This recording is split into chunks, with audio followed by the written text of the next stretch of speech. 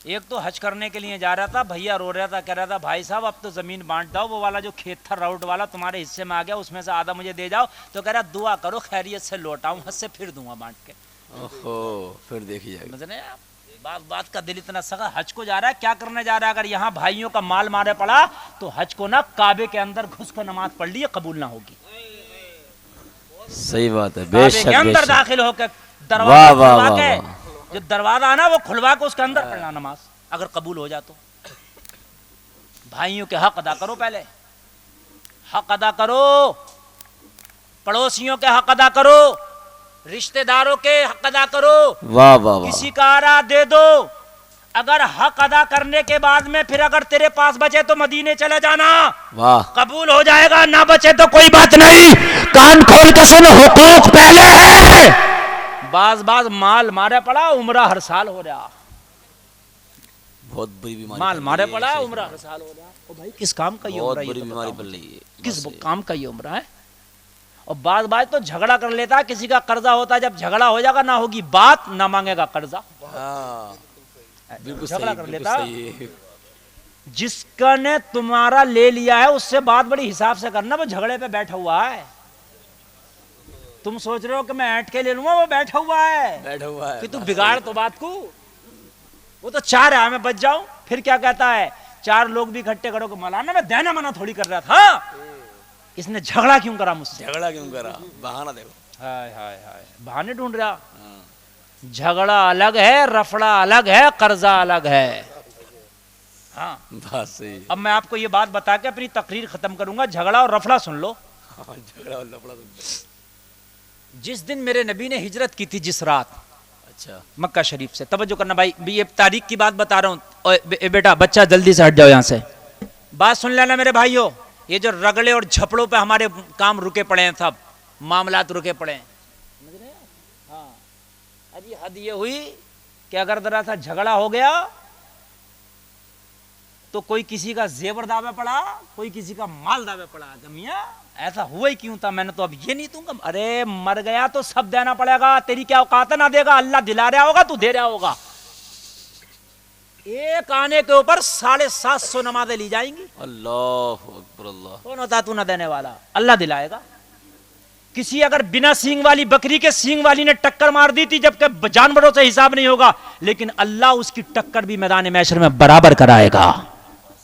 तू कौन होता ना देने वाला? जिस रात मेरे नबी ने हिजरत की, आखिरी बात सुने बस मेरी तकरीर की। लोगों, चारों तरफ से 40 काफिर मक्का के हाथ में नंगी तलवारें लेकर मेरे नबी का मुहासरा कर लिया, मेरे नबी के घर को घेर लिया। कसम खा के आए थे माज़अल्लाह, आज मोहम्मद अरबी का मर्डर करके रहेंगे, आज मोहम्मद अरबी का कत्ल करके रहेंगे।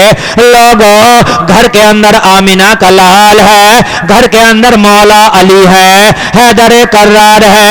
लोगों, जिस घर का मुहासरा किया था उस घर में अली है, और अली के भाई मेरे नबी हैं।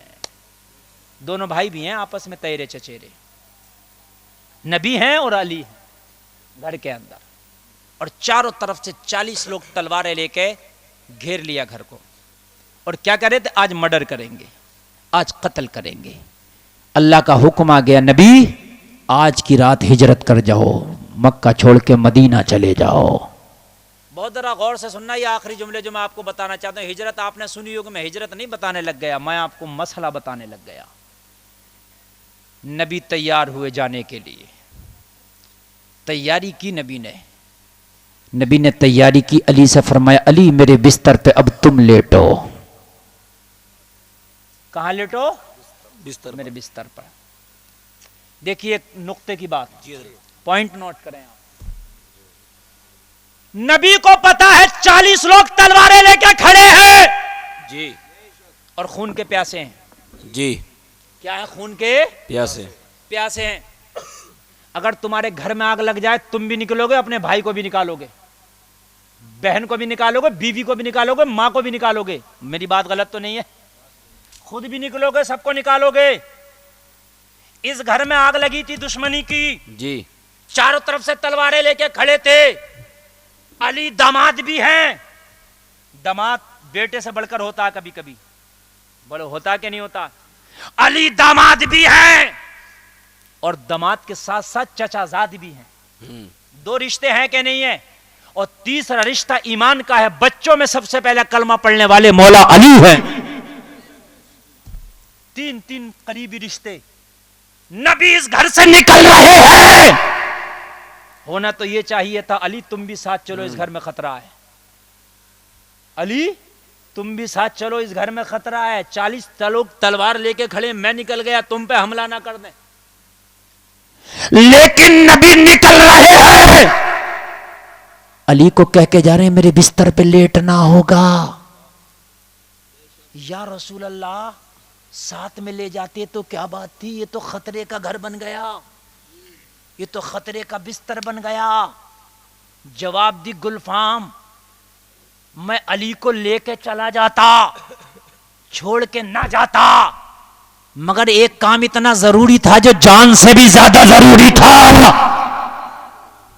बेशक, जान से भी ज्यादा जरूरी था। बेशक। या रसूल अल्लाह, वो कौन सा काम था? जवाब मिला आलम तसव्वुर में गुलफाम, कुछ मक्का लोगों की मेरे पास अमानतें थी, वो अमानतें वापस करना थी। नबी ने फरमाया अली मेरे बिस्तर पे लेट जाओ, फला फला की अमानतें फला फला के हवाले कर देना, बाद में तुम भी मदीना आ जाना।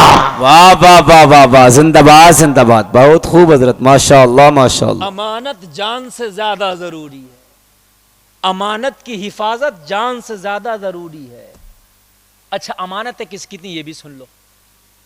मक्का में जो अमानत नबी के पास थी सब मुसलमानों की नहीं थी, गैर मुस्लिमों की भी थी। गैर मुस्लिम भी मेरे नबी को सच्चा समझते थे। बेशक। अमानतें मेरे नबी को दे दिया करते थे, यहां अमानत में खयानत नहीं होगी। और बता दूं आगे बढ़ के, उन लोगों की भी अमानतें थी जो तलवार लेके आज मर्डर करने के लिए आ गए थे। तू कहता है तूने बात क्यों बिगाड़ी, दूंगा नहीं। तू कहता है झगड़ा क्यों किया, दूंगा नहीं। नबी कह रहे हैं अली ये तलवार लेके मेरे खून के प्यासे खड़े हैं, मगर इनकी अमानत में भी मोहम्मद खयानत नहीं करेगा। अल्लाहु अकबर, अल्लाहु अकबर। क्या जमाना है, कभी यूं भी सजा देता है, मेरा दुश्मन मुझे जीने की दुआ देता है।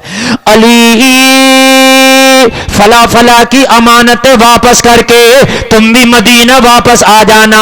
ओ लोगों, मेरे नबी ने तो दुश्मनों की अमानतों का भी लिहाज किया है, मेरे नबी ने तो अपनों की अमानतों का भी लिहाज किया है, मेरे नबी ने तो काफिरों की अमानतों का भी लिहाज किया है। जिसकी अमानत है उस तक पहुंचना चाहिए, जिसका हक है उस तक पहुंचना चाहिए। यही इस्लाम है, यही ईमान है। वाह वाह वाह, बेशक बेशक, बहुत खूब। हक है, हक है। अमानत पहुंचना चाहिए, अमानत में खयानत नहीं होना चाहिए। बेशक हक है, यही इस्लाम है।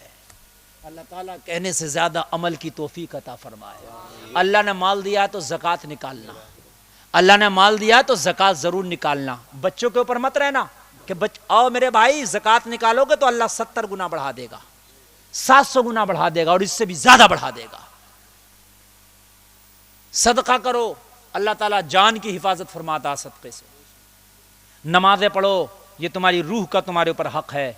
और रमज़ान शरीफ के रोज़े रखो, ये तुम्हारे जिस्म का हक है, जिस्म की ज़कात रोज़ा है। कहने सुनने में कोई ख़ता हुई हो तौबा करता हूँ, मेरा मौला माफ़ फरमाए।